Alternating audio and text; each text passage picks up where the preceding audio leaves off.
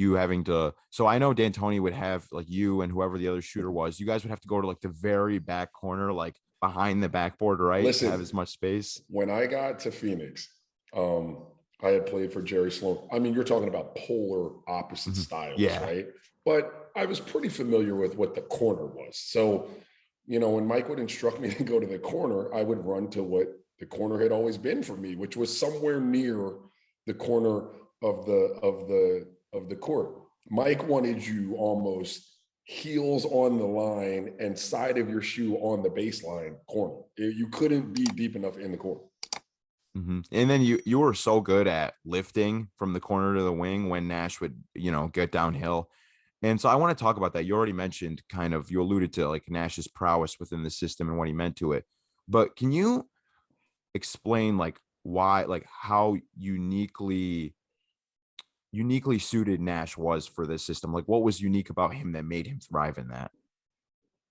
Uh, well, first, I mean, it's his ability to shoot the ball Mhm. and be a scoring threat in a day and an age where it was pass first for PGs. But Steve was probably our best shooter. No probablys about it. He was our best shooter. He just set the table so much. So because he was such a great shooter, you couldn't really go under on Steve, right? So once you were forced to go over on Steve, then that put your big in a defending type of spot where he had to do something about Steve and at least had to hold until that guard could get back to Steve. And so Steve also had an array of finishes once he got into the paint. Mhm. Like he was great with his floaters, his runners, his off balance stuff. So, and he had real genuine patience once he was in the pocket. So now you've got a big kind of on him. The guard is scrambling to get over and get back, but he's continuing to kind of press you in the pocket. And at any given time, he'll raise up or shoot. So the big is really on the hook to keep dealing with Steve. And then I think, so we're talking about shooting ability. We're talking about patience in the pocket as traits for Steve. And then just an uncanny ability, not just to know where you were and hit you, but hit you right where you needed to be hit to be able to execute in the amount of time that you had, right? So there's only a split second to get that shot off. If it gets kicked back out to you on the weak side or the strong side, I'm sorry, with that backside pass, because we're in the pros. The guy's 6'7", he's closing back out to you. So if you hit me by my feet or you hit me kind of up over my left shoulder where I got to bring it back down to get, I mean, anything could go wrong there. But Steve just had an ability to know where everyone was and put it right on your hands. Yeah. And so one of the reasons I sought you, obviously one of them is because you're Raja Bell, you're a prolific part of this incredible offense and just the team. But like one of the reasons I brought you on is because you're like, and you're in your heyday, you were an all league defender and you were an all league like point of attack defender. So you can really relate to the trials and tribulations that come with guarding a guy like Nash. So let me paint this picture for you, right? So Nash coming up the court, say hypothetically you're guarding him, right? We're in an alternate universe. You're still with Jerry Sloan or whatever. And you set a screen. You guys would always set them from the bottom side to make the defender go over. And Mm-hmm. like you said, you don't want to go under because he's going to burn you. And at the time, it wasn't as prominent. But say the big was drop. He was in drop, right? That's midi pull up, right? And then say he's at the level. Nash has guile. He can play the angles. He can get around that. That's no problem.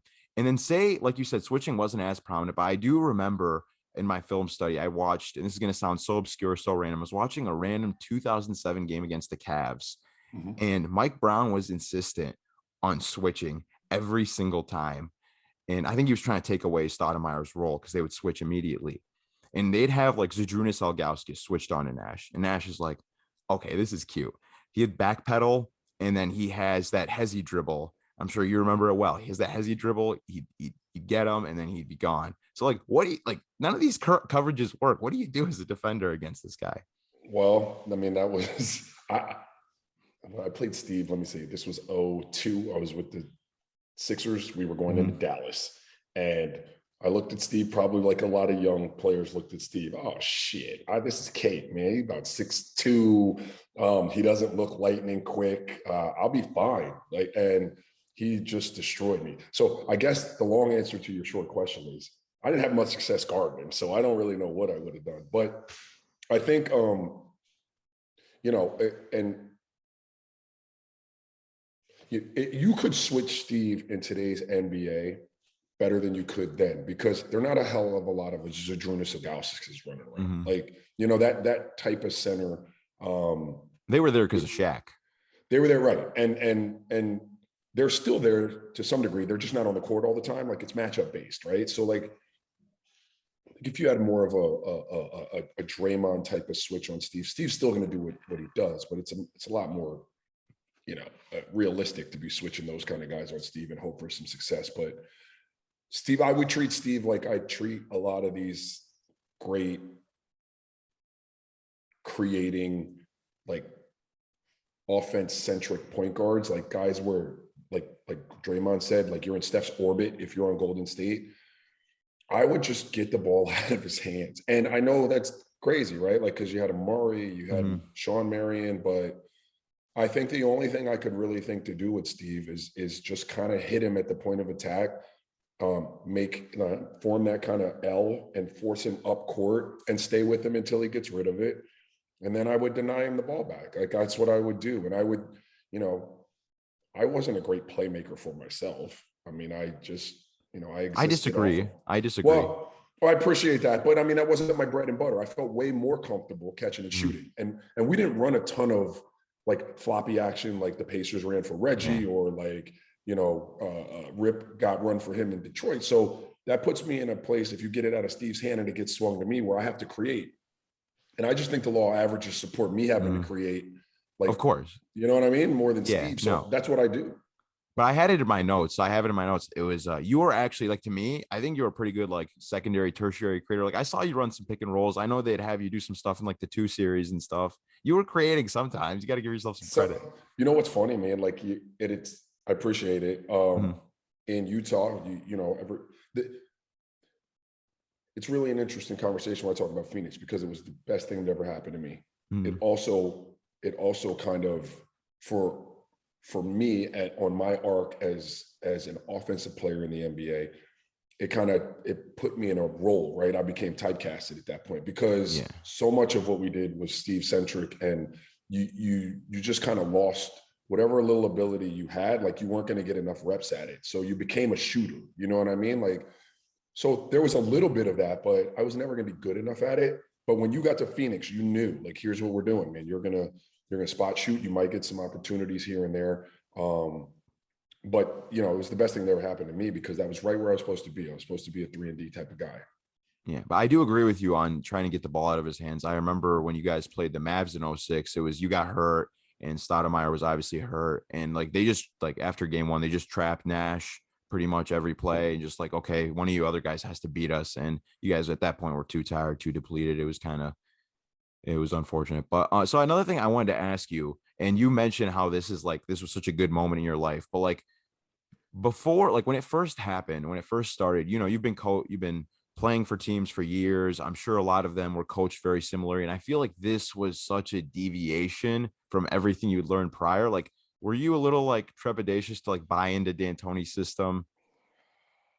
Yeah. So Steve and I had played in Dallas, and I knew that last year in Utah that I wanted to be. I was watching Phoenix, the success they were having, the style they were playing. So it wasn't hard for me to buy in, because, I had constant dialogue with Steve, and I knew that was going to be a good fit for me, right? Like, I could run up and down. Now, I think I shot more threes in my first year in Phoenix than I did in my entire career. So what was difficult for me, and it wasn't difficult, but it was new, was just taking the reins all the way off. And that's what D'Antoni essentially did for players. And that's why most people have so much success with him offensively. There are no bad shots in terms of shots that you normally make and you shooting them. Every time you toe that line and you're open, he wants you to let it go. And other coaches would kind of, you miss one, get you out of there, or, talk to you about, driving the ball. Mike never did that. Like, so you were completely empowered. And I remember sitting at like my signing dinner with him and Colangelo and Dave Griffin, and him alluding to how many vacant shots there were because Q and Joe Johnson were gone. And it was this huge number. And he was like, I'm going to need you to get up this many threes. And I was like, man, you're fucking crazy, man. There's no way. But I got him up. So That's what it did it. So the other things that were foreign for me were, Jerry Sloan, you fouled, you put people on the free throw line. I might get shit for this. I don't know why. Like, we didn't want to foul. Now, if we had to foul and it was a good foul, that's one thing. But if you're just going to foul for foul's sake, let them make it. We'll go down. We want to keep the pace.